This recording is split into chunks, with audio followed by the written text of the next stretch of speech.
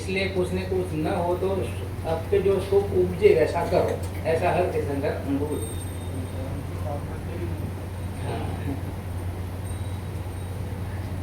हे भगवान, आपकी आज्ञा हो तो मेरी ये ऐसी इच्छा है कि महाकाल शमशान में जाकर एक रात्रि की महाप्रतिमा स्वीकार करूं, अर्थात संपूर्ण रात्रि ध्यान में होकर खड़ा रहूं।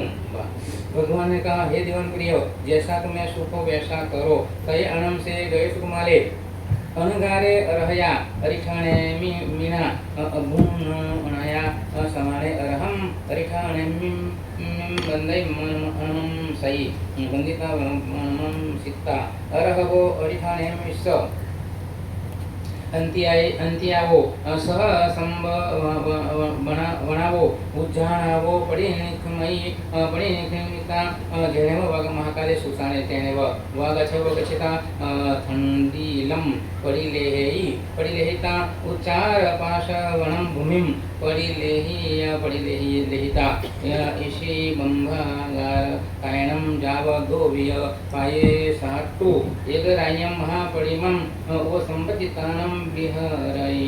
जब मतलब अपन बैठते हैं ना, शामिल लेना कोई भी लेना हो तो अपन क्या करना पड़ता है, पढ़ी लेना करता होता है। तो वो भी वहाँ क्या पढ़ी लेना किया। इस प्रकार भगवान से आज्ञा प्राप्त कर उन्होंने भगवान को वंदन नमस्कार किया। वंदन नमस्कार करके वे सहस्त्राम्र वन उद्यान से निकलकर महाकाल शमशान में पहुंचे। वहां जाकर उन्होंने काव्योत्सर्ग करने के लिए प्राशुक भूमि तथा उच्चार प्रश्रवण गुरुनीत लघुनीत परिठनयने योग्य भूमि की प्रतिलेखना की।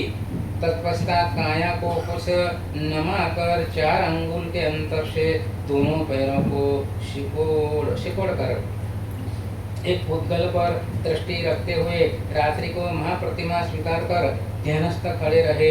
इमं च अणं सुमिले महाने स्वामी देश अठाए 12 वयो अनयरियो बहिया कुवणी गए समिहाओ य दभ्ये य कुशेय पत्तामोडयं च गिनहिता तवो परेण वतई गजसुकमाल अंगार के शमशान भूमि में जाने से पूर्व ही सोमिल ब्राह्मण हवन के निमित्त काष्ठ दर्भ कुश आदि लाने के लिए द्वारिका नगरी से बाहर निकला था। वह सोमिल ब्राह्मण समिधा कुश धारू और पत्र लेकर अपने घर आ रहा था। पडिनिवर्तिता महाकालस्य सुशानस्य अदूर सामन्तेन विवयमाने संध्याकाल समयंसि पविरल मनुसंसि वैसुकुमारं अंगारं पासिता तं वीरं सरिता आशुरुते एवं मयासि अशनं एष अणं भो से गैसुकुमारे कुमारे अपक्षीय जाव परिवच्चे जे अणं मम धुयं सोम सीरिये भार्याये अतयं सोमं दारिदयं अधित्थ दोषावयं कालवतीनिं जहिता मुंडे जाव पवैये। संध्या समय जब मनुष्य का आवागमन नहीं था, घर लौटते हुए सोमिल ने महाकाल शमशान के पास काव्योत्सर्ग के ध्यानस्थ खड़े हुए गोसुकुमार अंगार को देखा। देखते ही उसके हृदय में पूर्व भव का वैर जागृत हुआ। वह इस प्रकार कहने लगा, अरे यह वही निर्लज्ज श्रीकांति आदि से परिवर्जित अप्रार्थित प्रार्थक मृत्यु चाहने वाला गय सुकुमार कुमार है।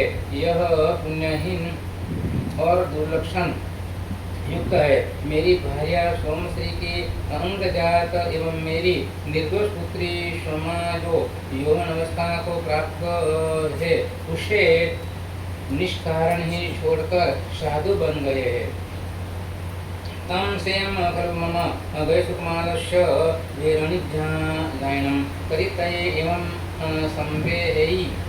संवेहिता दिशा परिवेहनं करे करिता सरसं मध्यम मट्टियम गिन्हय गिन्हिता तेनेव वैश्वकुमारे अनगारे तेनेव विगस्य विगसिता वैश्वकुमारश अनगारश मथये मट्टियाये पालिम बंधई बंदिता जलंतियो चिययावो फूलीयकिंस सुय समाने खय रंगारे कहल्येनं गिन्है गिन्हिता वैश्वकुमारस्य अनगारस्य मथये पक्षिविविता भियेतवो किपामेव अवक्कमयी अवकमिता जामेव दिशं भूये तामेव दिशं पड़ी गए। सोमिल ब्राह्मण इस प्रकार विचार करने लगा, मुझे उचित है कि मैं अपने गैर को बदला लूं। इस प्रकार विचार कर उसने चारों दिशाओं में अच्छी तरह देखा। चारों ओर देखकर उसने पास के तालाब से गीली मिट्टी ली और गसुकमाल अंगार के पास आया। उसने गसुकमाल अंगार के सिर पर मिट्टी की पाल बांधी। फिर वह जलती हुई एक चिता में से फूले हुए टेसू के समान खेर की लकड़ी के लाल अंगारों को एक फूटे हुए मिट्टी के बर्तन के टुकड़े ठीकरे मतलब में भरकर लाया और धधकते हुए अंगारों को गसुकमाल अंगार के सिर पर रख दिया। इसके बाद मुझे कोई देख न ले, इस भय से चारों ओर इधर उधर देखता हुआ वह वहां से भागा और जिस दिशा से आया था उसी दिशा में चला गया। तये अणम तस्य गसुकमालस्य अंगारस्य शरीरयंसि व्यना पाउभूया उज्जला जाव दुरहि यासा तयणं से गसुकमाले अनगारे सुमिलस्य मनसा मनसावे अपतुष्यमाने तम उज्जलं जाव अहियासै तयणं तस्य गसुकमालस्य अनगारस्य तम उज्जलं जाव अहियासेमानस्य सुघेणं परिणामेयं पशत्थ च अवसानेनं तया वरणिजिना जानं कम्मणं खयेनं कम्मरया विक्कीकरणकरम् अपूवकरणम् अणुप विच्छस्य जनन्ते अंतरे जाव केवल वर्णादंशने समुपन्ने तव कच्छा छिद्दे जाव पहीने। शोमिल ब्राह्मण द्वारा सिर पर अंगारा रखे जाने से गसुकमाल अंगार के शरीर में महावेदना उत्पन्न हुई। वह वेदना अत्यंत दुखमयी, जाज्वल्यमान और असह्य थी। फिर भी गसुकमाल अंगार शोमिल ब्राह्मण पर लेश मात्र भी द्वेष नहीं किया। देश नहीं करते हुए संभाव पूर्वक सहन करने लगे और शुभ परिणाम तथा शुभ अध्यावसायों से तथा तदावरणीय आत्मा के उन गुणों को आच्छादित करने वाले कर्मों के नाश से कर्म विनाशक अपूर्व करण में प्रवेश किया, जिससे उनको अत्यंत अंतरहित अनुत्तर प्रधान निर्व्याघात रुकावट रहित निरावरण कृष्ण संपूर्ण प्रतिपूर्ण केवल ज्ञान और केवल दर्शन उत्पन्न हुआ। तत्पश्चात सकल कर्मों के क्षय हो जाने के कारण गसुकमाल अंगार कृत्य बनकर सिद्ध पद को प्राप्त हुए, जिससे वे लोकालोक के सभी पदार्थ के ज्ञान से बुद्ध हुए, सभी कर्मों से छूट जाने से परिनिवृत्त शीतलीभूत हुए, शारीरिक और मानसिक सभी दुखों से रहित होने के कारण सर्व दुखहीन हुए, अर्थात वे गसुकमाल अंगार मोक्ष को प्राप्त हो गए। तथा अहासनी सन्निहियेहिं दिव्यहिं समम आराहिति कट्टु दिव्ये सुरभि गंधोदये उठे दशद्ध वन्ने कुसुमे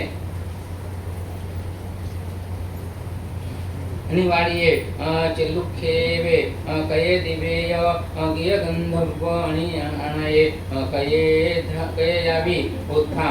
इस समय वहाँ समीपवर्ती देवों ने इन दशमाल अंगार ने चारित्र का सम्यक आराधना किया है, ऐसा विचार कर अपनी वैक्रिय शक्ति के द्वारा दिव्य सुगंधित और अचित जल और 5 वर्णों से अचित फूलों एवं वस्त्रों की वर्षा की और दिव्य मधुर गायन एवं वाद्यों से ध्वनि से आकाश को व्याप्त कर दिया। तयनम से कन्हे वासुदेवे कल्लम पावुप भायाये जाव जलंते अणाये जाव विभूषिये अथिंग वर गए सकुरंट मल्लदामेनम छत्तेनम धैर्य मानेनम शेय वर चामराहिम उद्धमानिहिम महया भड़ चढ़कर पहकर बंद परीक्षिते बारवय्य अणयरिम मध्यम मध्यनम जेणव अरहा अरिठाणेमि तेणव कहो पहारेत्थ गमनाये। गजसुकुमार की दीक्षा के दूसरे दिन सूर्योदय होने जाने पर शरणादि का स्नान आदि करके यावत सभी अलंकारों से अलंकृत हो हाथी पर बैठकर कोरण के फूलों की माला से युक्त छत्र शीर पर धराते हुए तथा दाएं बाएं दोनों और श्वेत चामर बुलाते हुए अनेक सुभटों के समूह से युक्त कृष्ण वासुदेव द्वारिका नगरी के राजमार्ग से होते हुए भगवान अरिष्टानेमी के समीप जाने के लिए चले। तये अणम से कन्हे वासुदेवे बारवय्ये अणयरिये मध्यमध्यनम अणिगच्छमाणे एकम पुरुषम पासई ये क्या लिखा है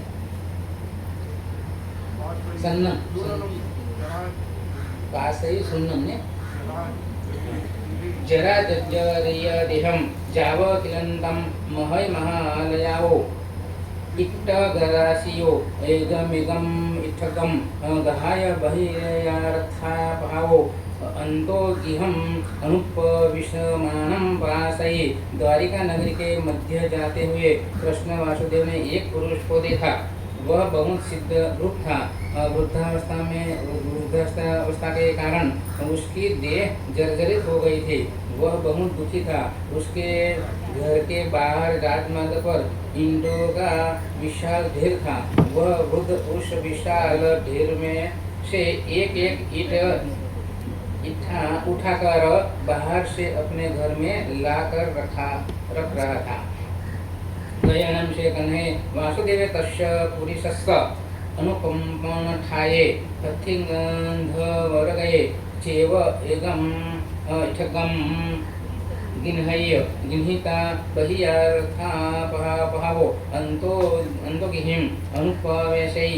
तये अणम कन्हेनम वासुदेवेनम ए गए इट्ठ गाये गहियाये समाणिये अनेगिम गिहिम पुरिसहिम से महालये इत्थगश राशि बहिरा रथ पहावो अंतो धरंसी अनुपवेशये। इस दुखी वृद्ध को इस प्रकार कार्य करते हुए देखकर कृष्ण वासुदेव के मन में अनुकंपा उत्पन्न हुई। उन्होंने हाथी पर बैठकर ही अपने हाथ से एक ईंट उठाकर उसके घर में रख दी। कृष्ण वासुदेव के द्वारा ईंट उठाए जाने पर अन्य सभी लोगों ईंट उठाकर सारा ढेर उसके घर में पहुंचा दिया। बड़ा काम करता है, कोई बड़ा आदमी करता है नहीं तो छोटा आदमी उनको शर्म आती है कि बड़ा आदमी करता है तो मैं क्यों नहीं करूँ, तो वो भी काम में लग जाते हैं।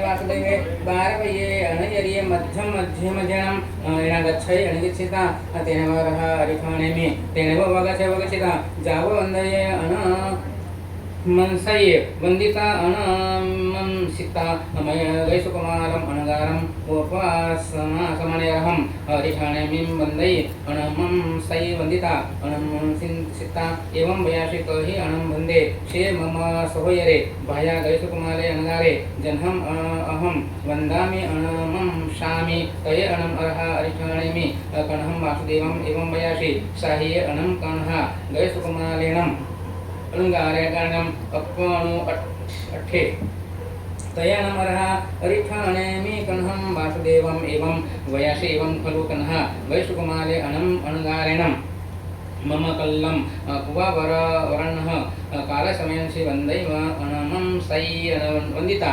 अनमंसिता एवं वयासि इच्छामि अनम जाव उपसंपतितान विहरै तै अनम स्तं वैशुकुमार अनगारम एगे पुरुषे पासै पासिता आसुरुते जाव सिद्धे तम एवं खलु कन्हा वैशुकुमारेणम अनगारेणम साहिये अपनो अट्ठे तयानम से कन्हे वासुदेवे अर्हम अरिठाणेमिं एवं अरिठाणेमिं एवं व्यासे केश अणम भुंदे से पुरुषे पसिद्धीय पत्थिये जाव परिवज्जिये जे अणम अणमम सहोरम कणीयसम भायरम गैसुकुमारम अकाले चेव जीवियावो ववरोविया तयणम अहरहा अरिठाणेमि कन्हं वासुदेवम एवं वयासि मा अनं कन्हा तुम्हे तस्य पुरुषस्य पौसभाव वजाहि एवं खलु कन्हा तेनं पुरुषेणं गैसुकुमारस्य अनगारस्य साहित्ये दिन्हे कहनं भन्ते तेनं पुरुषेणं गैसुकुमारस्य अनं साहित्ये दिन्हे तये अनं अर्हा अरिठाणेमि कन्हं वासुदेवम एवं वयसि से उन्नं कन्हा मम पायवन्दये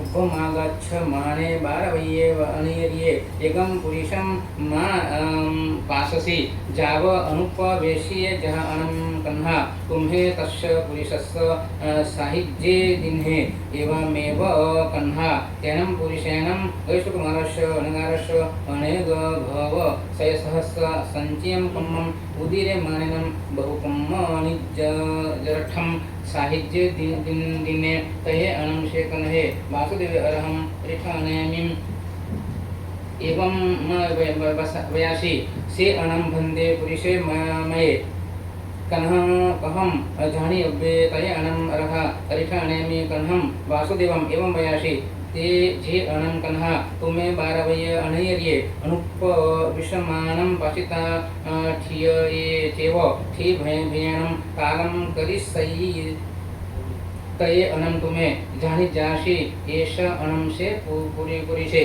तये अनं से कन्हे वासुदेवे अर्हम अरिठाणेमिं वन्दे अनमं सै वन्दिता अनमंसिता जेनेव अभिषेयम् अथिरयणं तेनेव अवगच्छिता हथिं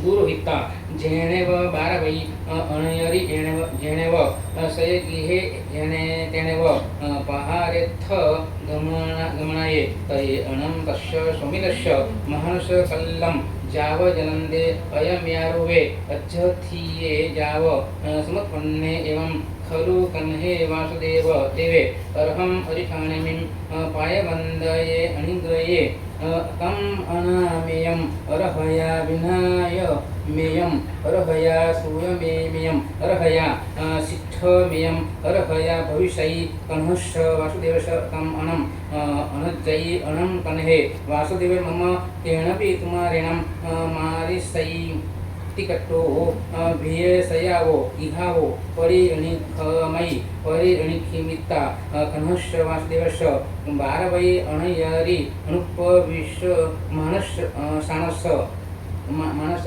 पूर्व संपृथं सपरि दिशिं हवमागये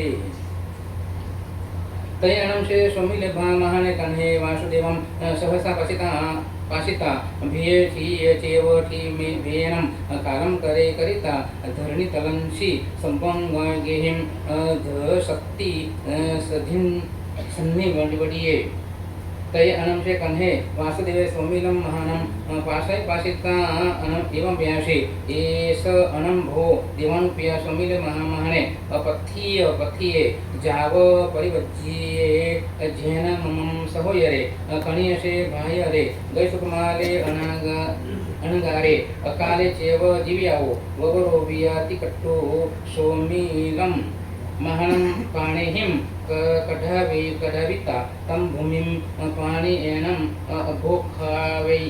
भोक्खाविता ध्यानव सयेस्गिहे ध्यानव उदये स्वयं गिहम् अनुपविट्ठे एवं खलु जम्बू समनेनं भगवया जाव संपत्तेनं अठमश्च अंगश्च अंतगलदशानं तच्च वक्तश्च अठमश्च अध्ययनश्च अयमठे उपनन्ते इति 8वां अध्ययनं समाप्तम्।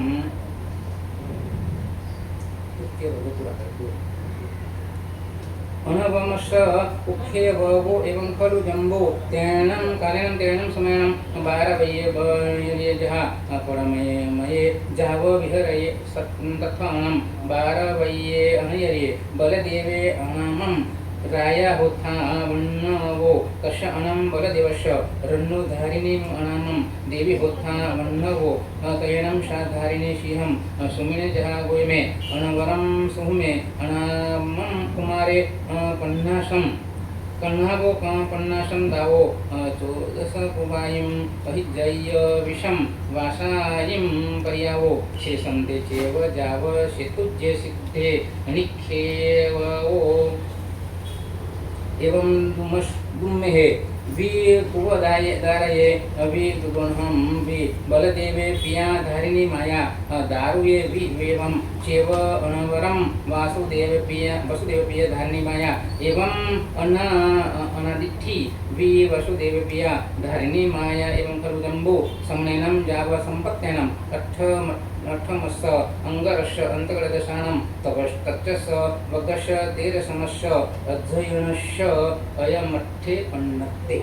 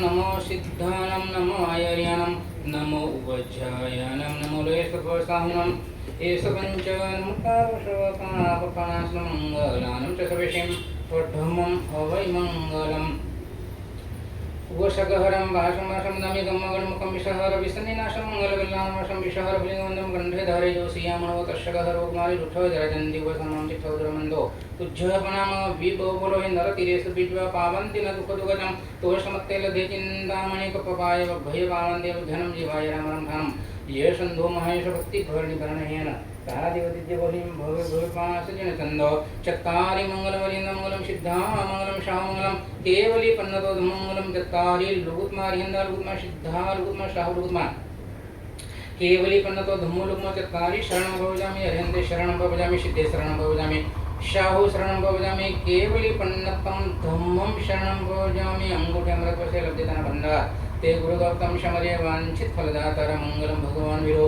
मंगलम गौतम प्रभु मंगलम स्त्री भद्राद्या जैन धर्मोस्तु मंगलम। अथ पर्वदिनेषु पौषधन हेय इत्याह ये पौषधवासेन तिष्ठन्ति पर्वावासरे अन्तिमेव राजर्षे धन्यास्ते गृहिणोऽपि।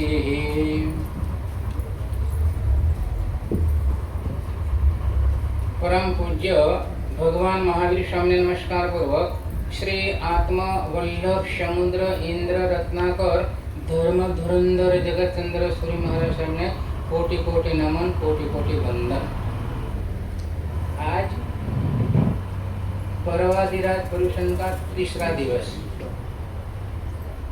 तो तीसरा दिवस में समझो पहले दिन तो अपन 5 करते हुए का मतलब विश्लेषण कर दिया, विवेचन किया और सुना।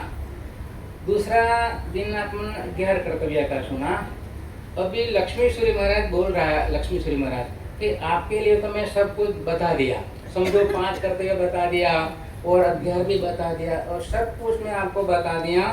अब मतलब पूरी साल आपको कैसा निकालना है वो आपके हाथ में है, बराबर नहीं मोहन जी?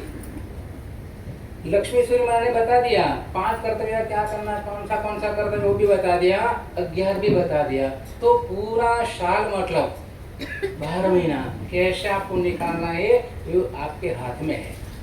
हम तो बोल दिया, हमने बता दिया, बरोबर लक्ष्मी सूर्य जी ने बता दिया।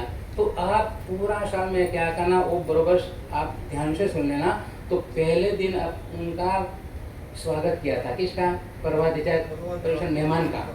दूसरे दिन वो क्या बोला वो सुन लिया और आज क्या करना है उनकी बात को आचरण में रखना है, आचरण करना है उनकी बात को। तो आज मतलब पौषध व्रतों पर इधर लिखा है कि मतलब हर कोई पर्व के दिनों में पौषध छोड़ना नहीं।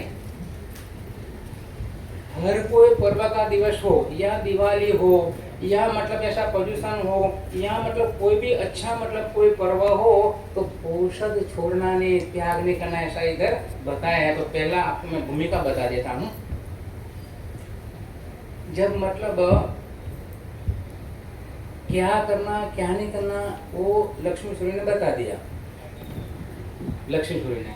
अब मतलब समझो कि आकाश के ऊपर कोई बादल छा जाता है, आकाश के ऊपर घंघोर मतलब एकदम पैके पैक पूरा बादल छा जाता है ना, और उसमें थोड़ी सी बिजली होती है, थोड़ी सी, ज्यादा नहीं। और कितना टाइम रुकती है वो मोहन जी? बिजली होती है ना,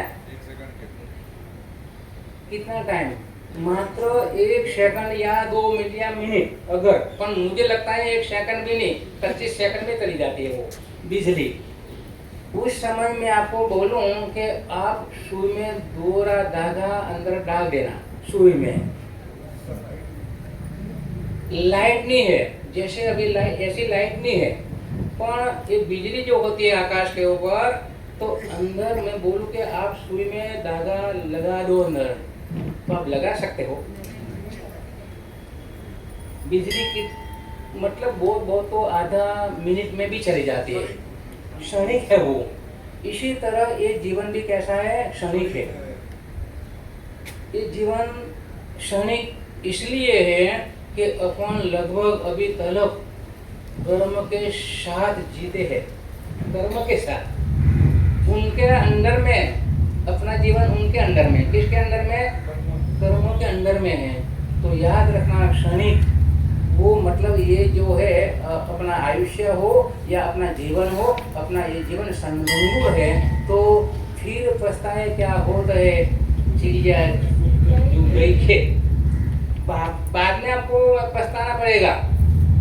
अभी तो है, अभी शरीर के अंदर श्वासों का बरोबर चल रहा है, आपका शरीर भी बरोबर है, तो एक जगह पे लिखा है अगर दान कोई आदमी दे नहीं सकता है, दान कोई आदमी दे नहीं सकता है, उनके पास है नहीं तो वो दे नहीं सकता है, तो उनके लिए अनुकंपा दया लाओ। क्या लाओ? दया। वो बेचारा उनके पास है नहीं, वो दान नहीं कर सकता है, और जो मतलब तप भी नहीं करता है, तप भी नहीं कर सकता है, उनके लिए फिर क्या करना है? अनुकंपा दया लाना है। बेचारा उनके शरीर में कोई शरीर काम नहीं करता है, तो वो तप भी नहीं करता है, और उनके पास दान देने का कोई चीज नहीं है, तो दान भी नहीं दे सकता है, तो दान भी नहीं दे सकता है और तप भी नहीं कर सकता है, तप। तो उनके लिए दया अनुकंपा लाना पड़ेगा आपको, बराबर। परंतु जिसके पास दान देने की चीज है, दान देने की चीज है, वस्तु भी है, सब कुछ आपके पास दान देने की है, शक्ति भी है, और तप करने के लिए भी आपके पास बराबर सशक्त शरीर है, तो आप कर नहीं सकते हो, शरीर भी बरोबर है, आप तप नहीं कर सकते हो, दान देने की चीज भी आपके घर में पड़ी है, तो दान भी लगभग आप शक्ति है दे नहीं सकते हो, तो उनके लिए क्या करना पड़ेगा? अफसोस कि इनके पास इतना पड़ा है तो नहीं देता है वो, तो अफसोस होना चाहिए। किसका अफसोस? जैसे कोई अंधा आदमी गिर जाता है ना, अंधा आदमी खड्डे में या कहीं ठोकर लग जाए, तो जब गिर जाता है तो क्या करते हैं अपन लोग? दया आ जाती है, दया आ जाती है नहीं। अगर कोई अंधा आंखों है नहीं, वो अंधा आदमी अगर गिर जाए तो उनके लिए आपको क्या दया आ जाती है? अगर देखता आदमी गिर जाए तो आप क्या बोलोगे? वो तो अंधा था, और अभी मोहन जी ऐसा है, अभी अंधा तो बेचारा लकड़ी लेते हाथ में, और वो जो जहाँ जाना वो पहुंच जाते हैं, पर देखने वाले गिर जाते हैं। अभी मोबाइल का जमाना, हम कभी कभी देखते हैं, हम बिहार करते हैं ना मोहन जी, बिहार करते हैं तो यूं करते ही चलते हैं, देखते ही नहीं किसी को, इतना लगाओ। तो देखता आदमी समझो गिर जाए तो अपन बोलते हैं वो कोई शराबी पी गया है तो क्या कि उनका अभिमान आ गया, ऐसा अपन बोलते हैं, बरोबर। तो अंधा आदमी के लिए दया करो, और ऐसा देखने वाले जो आदमी हो वो गिर जाए तो आप क्या करना? अफसोस करना। एक बात, मनुष्य शिवा, बाकी ना जो जीव है, जैसे पृथ्वी का है, अब का है, देव का है, वायु का है, सब है, वो बेचारा कुछ कर सकता नहीं, करता है कोई? पृथ्वी काय का जीव, अब काय का जीव, देव काय का, वायु काय का, वनस्पति काय का, वो बेचारा कुछ कर नहीं सकता है। और दुनिया में ये भी मैं आपको बताता हूँ कि हमेशा लगभग मनुष्य ही मिच्छाम दुक्कड़म देता है, बाकी बेचारा पृथ्वी का है, अब का है, देव का है, वायु का है, वनस्पति का है, वो बेचारा ऐसा वो पराधीन है, वो लोग वो मिच्छाम दुक्कड़म दे नहीं सकता है। कौन? पृथ्वी का है, अब का है, ये जो पृथ्वी है वो मिच्छाम दुक्कड़म दे नहीं सकते है, जीव है पर दे नहीं सकता है मिच्छाम दुक्कड़म। तो मिच्छाम दुक्कड़म कौन देता है? मनुष्य देता है, याद रखना। और रुपया भी कौन कमाता है? मनुष्य। 84 लाख जीवाणु में नंबर 1 कोई पिया कमाने वाले हो तो कौन? मनुष्य कमाता है। तो ये जीवन क्षण भंगुर है, और फिर पछताए क्या होता है जब चिड़िया चुग गई। बाद में आप लोग बोलेंगे कि महाराज साहब मुझे सामायिक करनी थी, पर अभी ये है ने गुड्डा नहीं हालता, वो नहीं हालता, बरोबर। अभी क्या प्रयास करते हैं बुढ़े लोग? क्या बोलते हैं? महाराज साहब इच्छा बहुत है प्रवचन में आने का, भगवान के मंदिर में जाने का, सामायिक हो, सब कुछ करने की इच्छा है, परंतु अभी हमको मतलब ये चलता नहीं है, शरीर नहीं चलता है, शरीर साथ भी नहीं देता है, इसलिए हम लोग कुछ कर नहीं पाते, बरोबर। अभी लोग बोलते हैं जब उनका समय था, करने का समय था, तो वो कर नहीं सका और इधर इधर दौड़ते रहे फालतू। इसलिए तो 12 वर्ष में भी लिखा है अनर्थगन, फालतू दौड़ते हैं आप लोग, कोई मतलब प्रयोजन नहीं है, तो भी मतलब एक्टिवा लेके चले जाते हैं, कोई प्रयोजन नहीं है। तो मतलब याद रखना, फिर पछताए क्या होते हैं, बाद में आप लोग पछताएगा ने तो कुछ होने वाला नहीं है। शरीर साथ देता नहीं है, आंखों काम नहीं करती है, ये कान भी काम नहीं करता है, सब कुछ मतलब याद रखो, इस शरीर का कोई भी अंग काम नहीं करता है तो बाद में आप बोलते हो कि हमको करना है, पर आप कर नहीं पाते हो। याद रखना, काल करे सो आज, आज करे सो अब, अवसर बीता जाएगा, फिर करेगा कब। ये जाने वाला है अवसर, और निकल भी आ तीसरा दिन। कितना? अभी आपके हाथ में कितना दिन? 5 दिन। वो 5 दिन भी चला जाएगा और आप रह जाएंगे। 5 दिन भी चला जाएगा, आप रह जाएंगे। तो भाइयों थे, 2 भाई।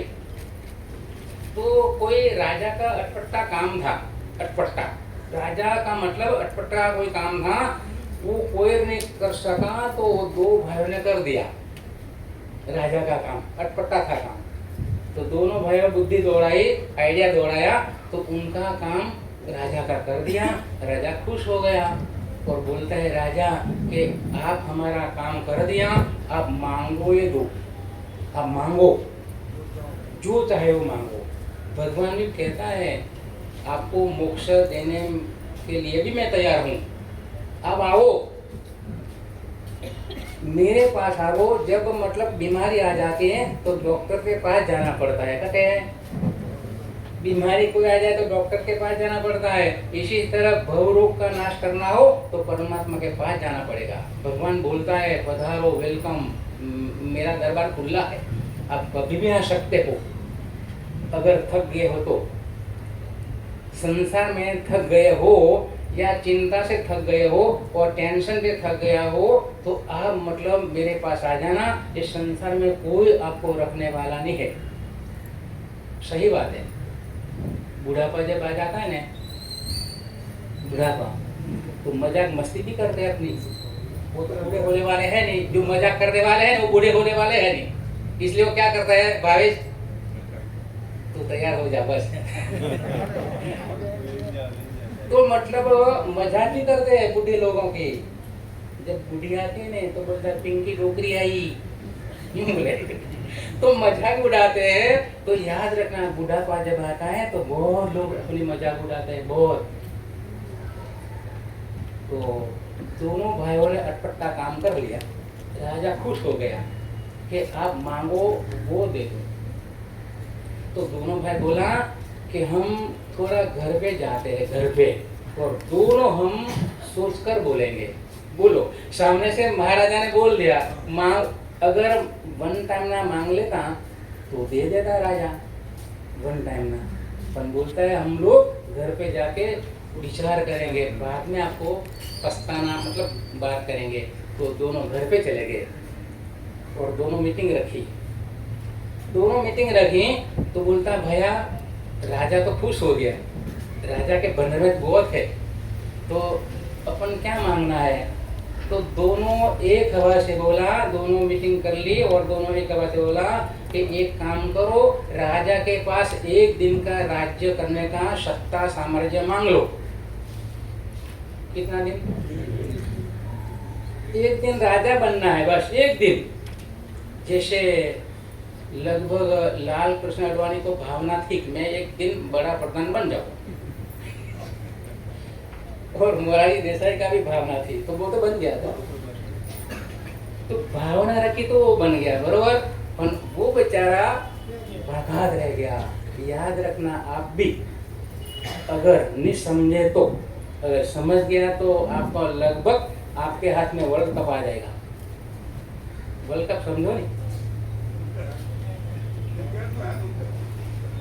अरे 90 साल के डोकरा भी वो समझता है।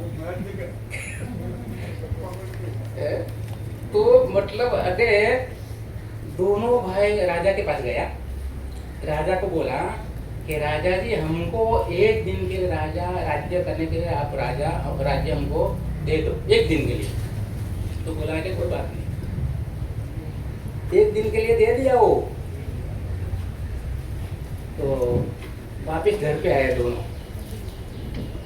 तो बोलता है बड़ा भैया बोलता है पहला मैं राजा बनूं 6 घंटे के लिए। 2 भाई था नहीं, तो 6 घंटा का राज करना था नहीं। तो बड़ा भैया को बोलता है छोटा भैया कि 6 घंटा तक मैं राजा बनूं। तो छोटा वाला बोलता है मैं पहला बनूं। देखो ऐसा भी है आगे। तो दोनों को थोड़ा मतलब अंदर घर्षण हुआ थोड़ा। अभी भी लगभग संसार में सामाजिक कार्य क्रम हो या कोई भी हो तो थोड़ा घर्षण तो होता है। पहला भूमिका बन जाती है घर्षण की और बाद में रिजल्ट आ जाता है, बरोबर लास्ट में। अभी चलता है ऐसा। कहीं भी आप कहीं भी देखो, आप धर्म क्षेत्र में देखो या आप मतलब राज्य क्षेत्र में देखो, कहीं भी आप जाओ तो थोड़ा घर्षण होता है। पहला टकराता है, एक दूसरे का विचार क्या करता है, टकराता है, बरोबर ना। एक दो मतलब आमने सामने विचार क्या होता है, टकराता है। और टकराने के बाद लास्ट में उनका परिणाम आता है। पर कब आता है मालूम, कि जब आप एक विचारवान हो जाओ, बाद में एक विचारवान हो जाओ और बाद में उनका रिजल्ट आता है। बाकी तो घर्षण रहता है, बरोबर नहीं। तो दोनों बोलता है कि कौन पहला राजा बने 6 घंटे के लिए। तो छोटा भाई बेचारा बोला कि बड़े भैया आप बनो, कोई बात नहीं, लेट गो कर दिया। याद रखना संसार में भी अगर आप लेट गो करो ने तो अच्छा परिणाम आएगा। अगर दोनों पकड़ में रखेंगे ने, दोनों पत्नी भी पकड़ में रखेंगे और आप भी पकड़ में रखोगे तो याद रखना परिणाम आने वाला नहीं है और जहर बन जाएगा। क्या बन जाएगा, जिंदगी जहर बन जाएगी। तो अटे छोटा भैया बोला कि बड़ा भैया आप करो, कोई बात नहीं। अब उनके दिमाग के अंदर मुझे मतलब 6 घंटे के लिए राजा बनना है, बस वो सोच चालू। रात्रा भी वो आदमी बस एक बात कर रहा है मन के अंदर कि मैं 6 घंटा के लिए राजा बनूंगा। 6 घंटे के लिए नींद नहीं आई उनको जल्दी। जब चिंता आ जाती है ना, टेंशन, तो नींद नहीं आती है। आपको भी टेंशन बहुत रहता है नहीं? किसका टेंशन मालूम? हमारा पतिदेव सामायिक करे, हमारा पतिदेव वो करे, वो टेंशन है नहीं। तो उनको नींद नहीं आई तो गुजराती में लिखा है, वो अच्छी बात लिखी है। जब मतलब कोई आदमी लेट होता है ना, लेट, तो लेट उठता है, बराबर। जो मतलब आदमी लेट सोता है वो लेट उठता है। जो आदमी जल्दी सो जाता है वो जल्दी जग जाता है, बराबर। तो उनके लिए बहुत अच्छा लिखा है, वહેલા સુબે વહેલા, गुजराती भाषा में वહેલા सुबह वહેલા उठे એ वीर कहवाय। वહેલા सोवे वહેલા उठे એ वीर कहवाय।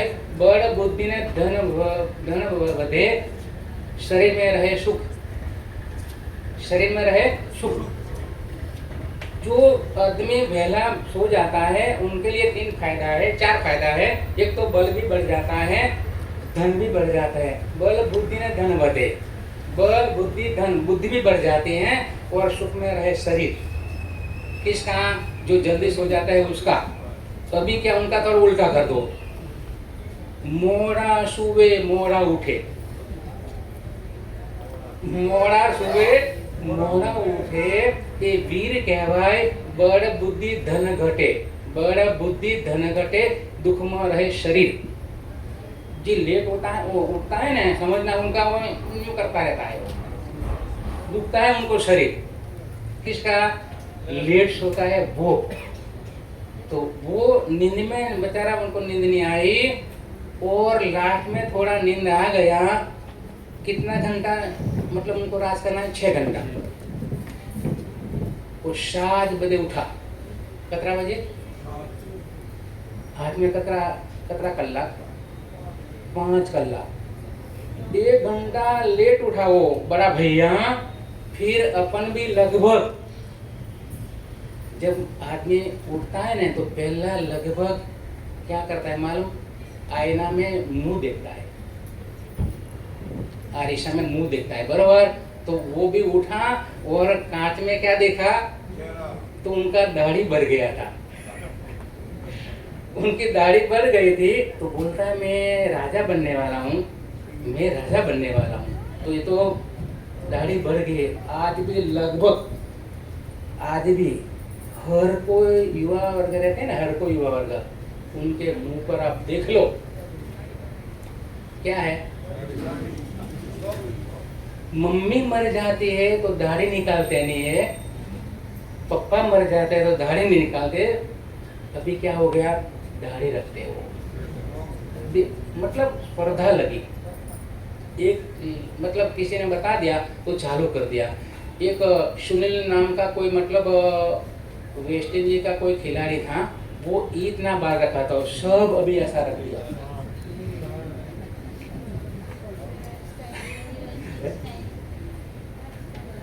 अच्छा पिया कर लागे महावीर जी, अब मैं सामने देखो, वो तो चलता रहेगा, वो तो बाहर जाके भी कर लेते हो, इधर देखो। मतलब वो समझो कतरा पिया लागे, तो हम लोग लोज करते हैं तो कोई पिया नहीं, कोई पिया नहीं। अगर इच्छा हो, हमारी को थी नहीं है, ब्यूटी पार्लर में जाते हैं, ब्यूटी पार्लर में आईब्रो कराने भी पिया लगता है, तो इधर मतलब कोई मतलब पिया नहीं। और एक बात याद रखना, एक बात, राजा होता है ना, राजा होता है, राजा, उनको भी हजाम के नीचे ऐसा करना पड़ता है। राजा जब दाढ़ी कराता है, बाल कटवाता है, कौन, राजा महाराजा, तो उनको क्या झुकना पड़ता है। और हम लगभग एक दूसरे हम कर लेते हैं लूज। अच्छा कभी कभी बोलते हैं लोग, महाराज साहब आपको तो इतना मजा है, इतना मजा है, हर रोज बंगाली मिठाई खाना मिले, हर रोज जलेबी मिले, हर रोज वो मिले। आप बोलते हो कभी कभी, आपको तो बहुत अच्छा है, बोलते हैं लोग, पर मालूम है आपको, ये जब आता है ना, ये जब आता है, अभी अभी के समय में दो चीज का तकलीफ है, एक लोच का और एक बिहार का, बाकी तो लीला ले रहे बाकी तो लीला ले रहे। दो चीज की लगभग अभी तकलीफ आती है, एक लोच की और एक बिहार की, बस। बाकी तो आप बोलो वो मिल जाता है खाना। तो वो थोड़ा लेट उठा, तो आईना में आरिशा में मतलब वो दाढ़ी देखे तो बढ़ गई थी, तो बोलता हजाम को बोलाओ, तो हजाम को बोला है, तो आधा घंटा उसमें चला गया।